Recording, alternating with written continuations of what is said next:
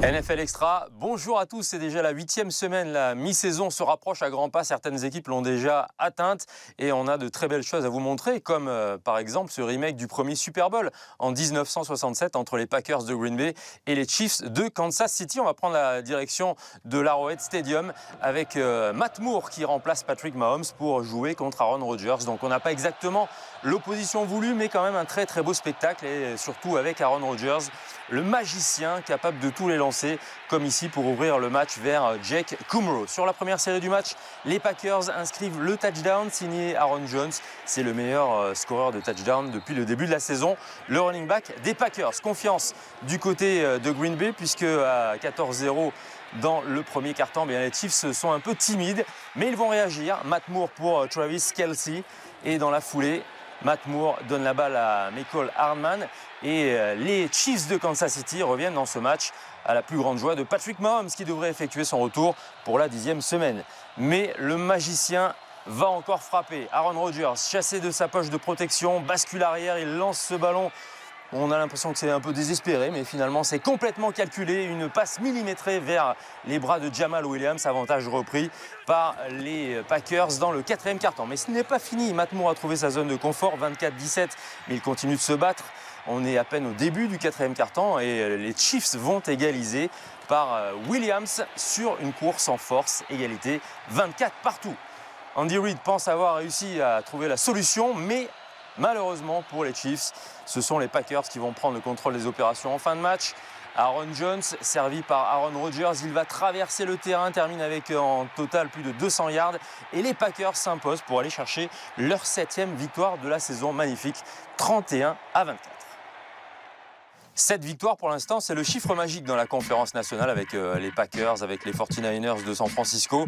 Notamment, il y a des équipes qui sont juste derrière, comme les Vikings du Minnesota ou les Seahawks de Seattle. On va voir les affiches qui concernaient cette course aux meilleures places dans la conférence nationale. Et la meilleure place, ce sont pour l'instant les 49ers de San Francisco qui en disposent avec une grosse défense, une énorme défense pour mettre à mal les plans de Kyle Allen. Et puis en attaque, tout s'est enchaîné parfaitement pour le running back Tevin Coleman. Il a signé une journée record pour lui. 4 touchdowns au total. Cette équipe des 49ers de San Francisco confirme semaine après semaine ses progrès, ses ambitions. Tevin Coleman continue de marquer.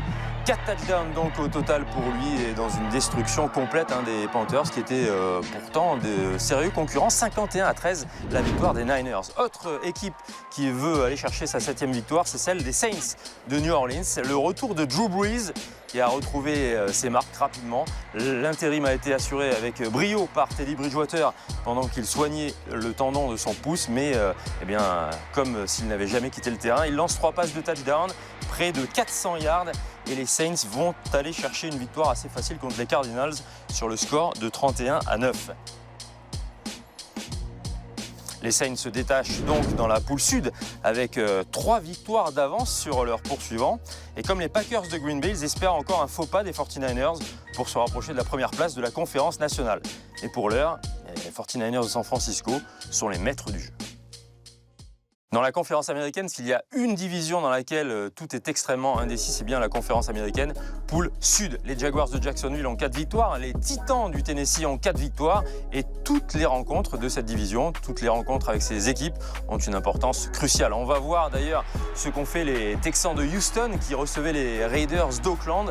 Ils ont l'habitude de se mettre dans le pétrin dans les débuts de match et ne vont pas déroger à cette habitude avec ce touchdown longue distance. Derek Carr pour le rookie de Clemson, Hunter Renfrow, et 60 yards plus loin, c'est le touchdown, avantage Raiders. C'est serré en début de match, mais quand même des Raiders qui s'installent assez confortablement. Derek Carr trouvant Tyrell Williams et avantage repris. Un avantage qui va durer jusqu'au 4e quart-temps. Mais le maître à jouer dans le 4e quart-temps s'appelle Deshaun Watson. Première réaction, chassé de sa poche, c'est là qu'il est le meilleur en improvisation. Il trouve Darren Fells, le tight end. Et ensuite, alors là c'est pire que tout, il prend un pied dans l'œil. Il est aveugle, c'est une passe aveugle, exactement le terme. Mais il va quand même trouver la solution pour une victoire 27-24 sur le fil. Victoire cruciale pour rester au contact dans la division sud derrière les Colts. Et on verra ce week-end les Texans du côté de Londres. Autre résultat important avec le drive de la semaine pour les Colts d'Indianapolis.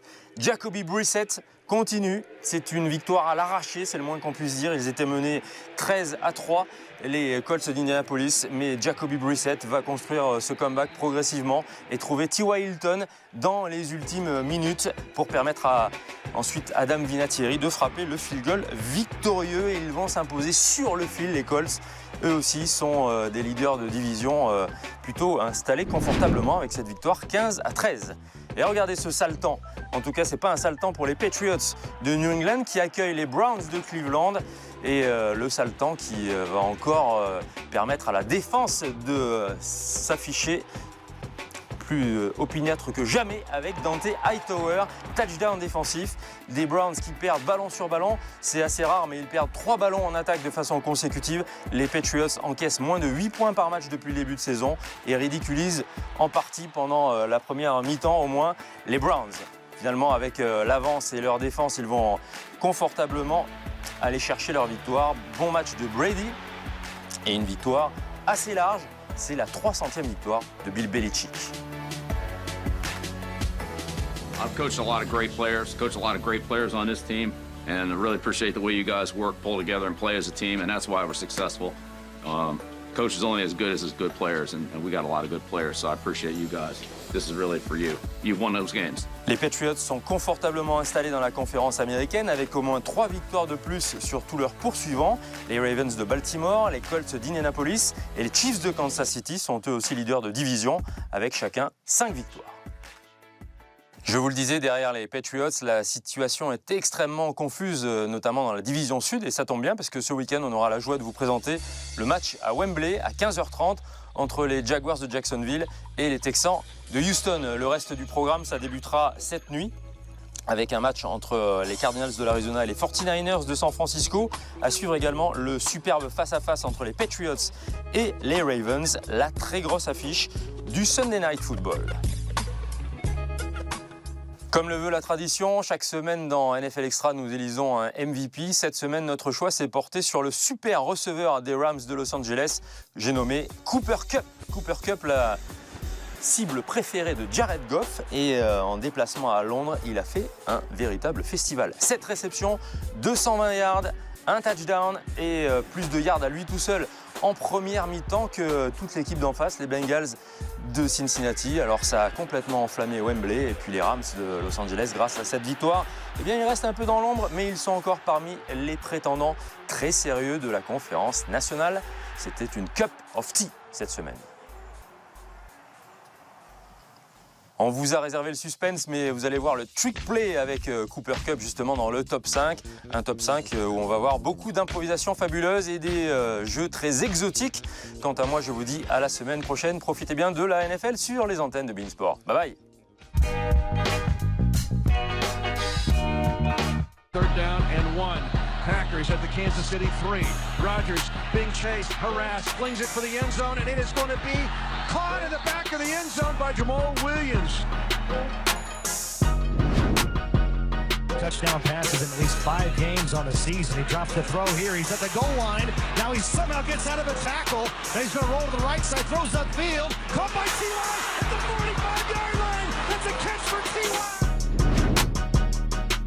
Sean calls for the ball. Here's the snap. Watson looking. Pocket collapsing. Watson trying to get away. He does to the right. Throws to the end zone. Caught by Fells.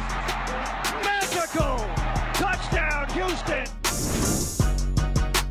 Matthews got it. Toss sweep right side to McKissick. He throws it back to Stafford. Stafford's going to throw it deep down the field. He's there. Touchdown to Kirk Cousins. Oh, baby, a little bit of magic.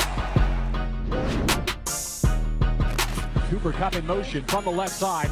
It's a give, and now it's an end around. The toss back for a flea flicker, and Goff throws right side at midfield. It's Cooper Kupp with the block, splits you down the right sideline. He will pick it in.